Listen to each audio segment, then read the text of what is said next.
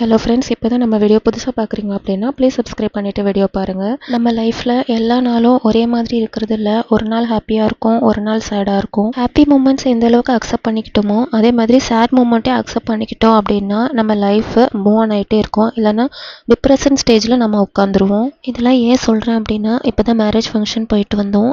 இப்போ எங்கே போயிட்டுருக்கோம் அப்படின்னா ஹாஸ்பிட்டல் போயிட்டுருக்கோம். எதுக்கு ஹாஸ்பிட்டல் போயிருந்தோம் அப்படின்னா, என்னோடய அம்மாவுக்கு டாக்டர் நீ ரீப்ளேஸ்மெண்ட் சர்ஜரி பண்ணணும் அப்படின்னு சொல்லியிருந்தாங்க. அது எதனால் அப்படி ஆச்சு அப்படிங்கிறத நான் சொல்கிறேன். தயவு செஞ்சு டாக்டரோட ப்ரிஸ்கிரிப்ஷன் இல்லாமல் நீங்கள் பாட்டு மெடிக்கலில் டேப்லெட்ஸ் வாங்கி சாப்பிடாதீங்க.